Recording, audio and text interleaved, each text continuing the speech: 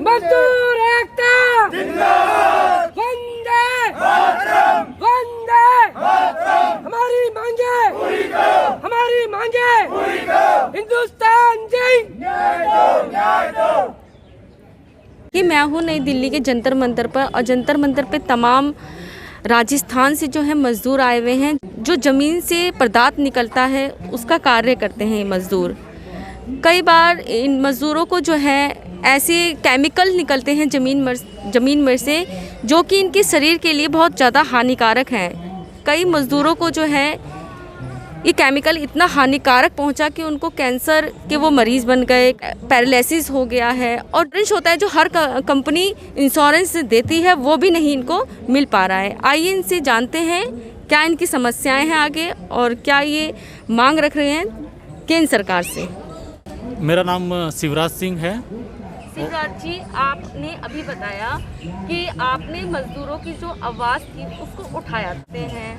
जो भी प्रोडक्ट तरल पदार्थ निकलता है वो बहुत ही ज़्यादा हानिकारक होता है, जिस कारण कई जो मजदूर हैं उन्हें बीमारियों का सामना कर, जैसे कैंसर वगैरह आप लोग बता रहे हैं। जी बिल्कुल। तो क्या आपने इसकी आवाज़ उठाई, इस कारण आपको निकाल दिया गया? बिल्कुल, हमने वहाँ जब इस बारे में मैनेजमेंट को बताया और हमने प्रोटेस्ट किया, स्ट्राइक किया, तो उन्होंने हमारे खिलाफ एक्शन लिया और हमको बहुत सारे लोगों का गेट पास बंद कर दिया। और जो भी आवाज़ उठाता है आज वहाँ डर के माहौल में जॉब कर रहा है, क्योंकि उनको डर है अगर हमने आवाज़ उठाई तो हमको भी नौकरी से निकाल देंगे। एक दिन भी नहीं लगाते वो लोग, अगर आवाज़ उठाई तो उसको गेट पास बंद कर दिया जाता है, फिर तरह तरह के उससे प्रताड़ित जो अधिकार होता है उसका भी उल्लंघन किया जा रहा है। बिल्कुल बिल्कुल, अगर आप आवाज़ उठाओगे तो उसका हर्जाना आपको भुगतना पड़ेगा। आवाज़ दबाई जा रही है और शोषण किया जा रहा है। वहाँ पे हेल्थ, सेफ्टी और इन्वायरमेंट का वॉयलेशन हो रहा है। वो लोग बहुत ज़्यादा, उनका जो परमिशियल एक लिमिट होता है उससे भी ज़्यादा पोल्यूशन फैलाते हैं, और उसी पोल्यूशन में बिना सेफ्टी के, बिना इन्वायरमेंटल चीज़ों के लेबर से ज़बरदस्ती काम करवाते हैं। उसी की वजह से बहुत ज़्यादा पोल्यूशन उनकी बॉडी में, और जो लेड होता है पॉइजनस मेटल है, वो उनकी बॉडी में धीरे धीरे घुल गया। काफ़ी लंबे टाइम से काम करने की वजह से उनके शरीर में धीरे धीरे दिक्कतें आने शुरू हो गई, जैसे मानसिक बीमारियां आ जाती है, चिड़चिड़ापन आ जाता है, और भूलने की बीमारी हो जाती है, याद ही नहीं रहता है। इसके हाँ, फिजिकल बीमारियां भी होती है जिसमें पैरालिसिस है, घुटने दर्द होते हैं, आपके सारे जॉइंट्स पेन करते हैं, क्योंकि लेड जॉइंट्स में जमा हो जाता है। उसकी वजह से बहुत सारी, हर जॉइंट आपका पूरा बॉडी पेन करना चालू हो जाता है। और बहुत सारे लोगों में विटामिन्स कम हो जाते हैं, B12 है, D3 है। ये वहाँ पर 80% से ज़्यादा लोग B12 और D3 से ग्रसित हैं, उनका सबका कम आता है रिपोर्ट। क्या है वेतन जो है आप लोगों का? क्या आपको जो गवर्नमेंट ने जो रूल बना रखा है इतना वेतन दिया जाएगा, उसके हिसाब से आपको वेतन मिलता है? वेतन मिलता है, और लेकिन उसके अलावा कितना मिलता है? बाकी चीज़ें हैं वो सभी का लगभग अलग अलग आता है। एक स्किल्ड, अनस्किल्ड और हाई स्किल्ड, उस हिसाब से एक रेंज बना रखा है। और बाकी जो एम्प्लॉयड होते हैं उनका ग्रेडिंग सिस्टम होता है कि हर साल आपको ग्रेड दिया जाता है।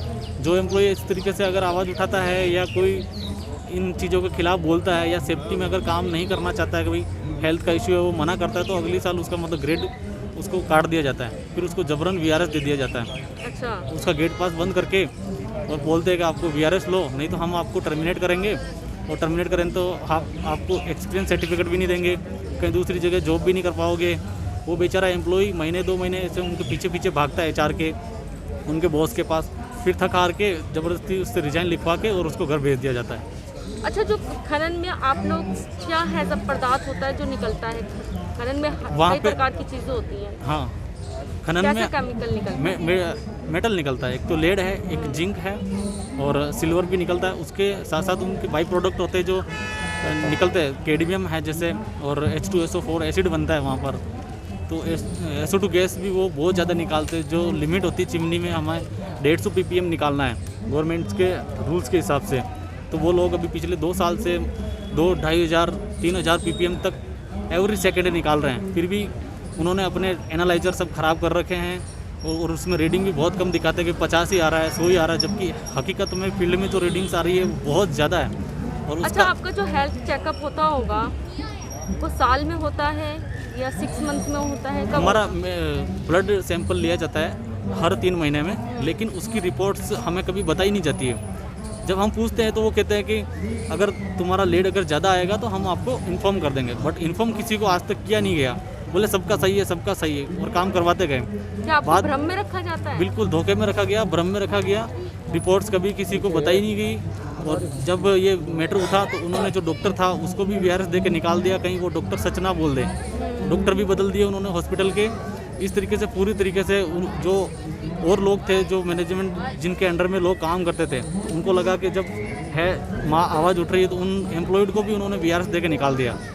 आपके साथ जो वेतन को लेकर तो शोषण कर ही रहे हैं, साथ में आपके शरीर के साथ भी जो है खिलवाड़ हो रहा है। बिल्कुल हर तरीके से आपका शोषण हो रहा है। हर तरीके से शोषण हो रहा है, दबाया जा रहा है। एज ए बंधुआ मजदूरी की तरीके से हमको अंदर रखा जाता है, और कोई आज भी वहाँ 700 से 800 लोग डर के माहौल में नौकरी कर रहे हैं। 700 से 800 लोग बिल्कुल उनकी मजबूरी की वजह से, क्योंकि उनकी नौकरी जाने का डर है, बाहर उनको नौकरियाँ मिल नहीं रही है। इनके जो हेड है वो कौन है, क्या नाम है? ये अनिल अग्रवाल का कंपनी है, वेदांता ग्रुप है, और हमारा जो कंपनी उसका नाम हिंदुस्तान जिंक है। इस वेदांता ग्रुप में और भी कंपनीज आती है, और हिंदुस्तान जिंक के राजस्थान में मतलब चंदेरिया है, देबारी है, हमारा दरीबा है, आगूचा है, ऐसे कायड़ है। इसके अलावा ऐसी साइट्स है वहाँ पे जहाँ पे माइनिंग होती है, और माइनिंग के बाद स्मेल्टर प्लांट में प्रोडक्शन होता है, और हम लोग स्मेल्टर प्लांट में, वहाँ पे पोल्यूशन बहुत ज़्यादा होता है। इंश्योरेंस वगैरह आप लोगों का कुछ ऐसा कुछ? इंश्योरेंस कुछ भी नहीं है, मेडिकल नहीं है, मेडिकल कार्ड भी नहीं दिया जाता है लेबर को, फैमिली का कोई सिक्योरिटी नहीं है, और इस वजह से बहुत ज़्यादा परेशानी आती है। अगर बीमार भी होगा, कुछ है जैसे कि किसी की मृत्यु हो जाती है, आप जैसे बता रहे कैंसर वगैरह या कुछ दुर्घटना की वजह से, क्या उसके अन्य सदस्य को नौकरी दी जाती है वहाँ पे? नहीं, बिल्कुल ऐसा नहीं है, ऐसा नहीं है। मुआवजे के लिए भी आपको प्रोटेस्ट करना पड़ता है, हड़ताल करनी पड़ती है, लड़ना पड़ता है। 1-2 दिन बार गेट बंद करो तब जाके वो छोटे से मुआवजे के लिए राजी होती है। मुआवजा दिए थे तो अभी तक वो 1-2 महीने तक उसको देते नहीं, ट्रांसफ़र नहीं करते हैं, तरह तरह से प्रताड़ित किया जाता है। अच्छा, आपने जो ये समस्या है वो कहाँ अभी तक ये राजस्थान में मुख्यमंत्री जी को दी, ब्लॉक लेवल पे दी? हमने वहाँ स्थानीय मैनेजमेंट को सबसे पहले ज्ञापन दिया, उसके अलावा फिर जिला कलेक्टर है, जो 2 जिलों में हमारा राजसमंद और चित्तौड़ में लगता है, वो प्लांट बीच में है, मिडल में, दोनों जगह ज्ञापन दिया। फिर जो संभाग का आयुक्त उदयपुर लगता है वहाँ पर भी ज्ञापन दिया। उसके बाद सुनवाई नहीं हुई। जनप्रतिनिधि थे वहाँ के जो विधायक वगैरह, उनको भी दिया। उन्होंने एक बार आवाज़ उठाई राजस्थान सरकार विधानसभा में, लेकिन राजस्थान सरकार ने भी कोई सुनवाई नहीं की इसकी। इसके बाद हमको यहाँ दिल्ली तक आना पड़ा। अब आप जो गुहार लगा रहे हैं प्रधानमंत्री जी से लगा? हाँ बिल्कुल, हम केंद्र सरकार से, प्रधानमंत्री जी से, उनसे चाहते हैं कि हमें न्याय मिले, हमारी आवाज़ को सुना जाए, और जो उस कंपनी में इस तरीके से शोषण हो रहा है मजदूरों का, और बहुत ही ज़्यादा प्रदूषण हो रहा है, हेल्थ और सेफ्टी सब चीज़ों का वायलेशन हो रहा है, और ज़बरदस्त लोगों को नौकरी से निकाला जा रहा है, उस पर ध्यान दे, उस पर अभी तक कितने लोगों कार्रवाई की करें। मृत्यु हो गई होगी इसी केमिकल की वजह से? 10 से 12 ऐसे केसेस आ चुके हैं अभी तक, जो कैंसर के शिकार हो गए। बिल्कुल अलग अलग पैरालिसिस हो गया, किसी को कैंसर हो गया, किसी की डेथ हो गई, किसी के घुटने ख़राब हो चुके हैं, कुछ लोग मेंटली डिसऑर्डर के प्रॉब्लम भी हो चुकी है उनको, क्योंकि लेड आपका धीरे धीरे बॉडी में जमता है, सेग्रीगेशन होता है, उसके बाद इसके इफेक्ट धीरे धीरे आते हैं। ये क्रोनिक इफेक्ट आता है, सडन इफेक्ट नहीं आते। उसी वजह से आदमी समझ नहीं पाता है। जब उसके बॉडी में ज़्यादा मात्रा लगातार लंबे समय तक रहती है तो फिर उसके बहुत भयानक परिणाम सामने आते हैं। अब आप क्या चाहते हैं?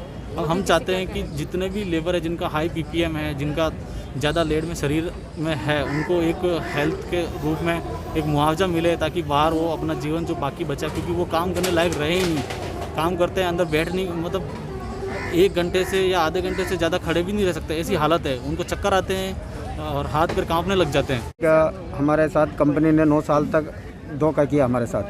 हर साल में 4 बार 3 बार से ब्लड सैंपल लिया जाता है, उसकी हमको रिपोर्ट नहीं देते। मतलब आपके साथ धोखाधड़ी की है? हमारे साथ धोखाधड़ी की है। इसके लिए हम दिल्ली आए हुए हैं प्रधानमंत्री से गुहार लगाने कि हमारी सुनवाई करो।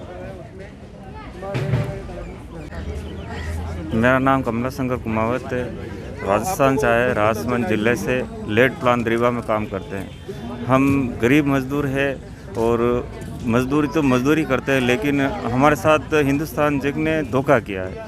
जब हम 9 या 10 साल से काम कर रहे थे तो साल की 4 बार रिपोर्ट ली जाती है। साल में एक ही बार हमको नहीं बताया कि आपके शरीर में ये बीमारी हो रही है, ये नहीं हो रही है। जब हमारे 2-3-4 साथी की डेट हो गई तो उसमें से हमारे एक साथी ने पर्सनल थायराइड वाले को बुलाया और उसकी ब्लड सैंपल रिपोर्ट करवाई, तो उसमें लेड 60, 70, 80, 90, 100 तक अलग अलग आया। तो हमने फिर हड़ताल की।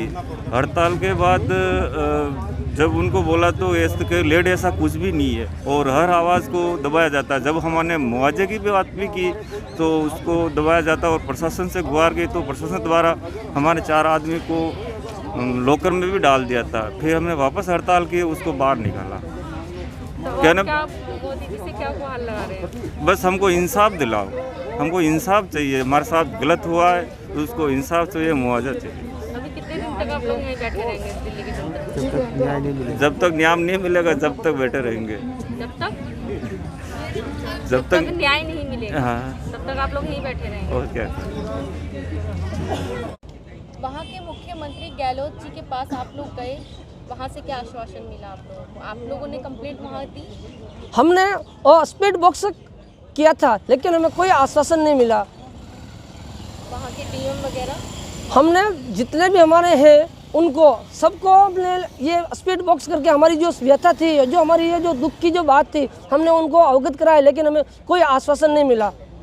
अच्छा, अब आप मुख्य मांगे क्या हैं? आप हमारी मुख्य मांग ये है कि हम काम करने लायक नहीं रहे हैं, हमारा शरीर शक्तिहीन हो चुका है, तो हम ये चाहते हैं कि हमें आर्थिक मुआवजा दिया जाए जिससे हम हमारे परिवार का भरण पोषण कर सकें आने वाले समय में। क्योंकि अब तो हमारे से मजदूरी होती है, ना कोई हम हार्ड वर्क कर सकते हैं। हम चलने उठने हम वहाँ 800 मजदूर हैं राजस्थान के दरीबा माइंस के जो जिंक स्वेल्डर लेड प्लांट है उसमें हम 800 मजदूर कार्यरत हैं। जो जिनकी ये कंपनी है उनका नाम है अनिल अग्रवाल साहब।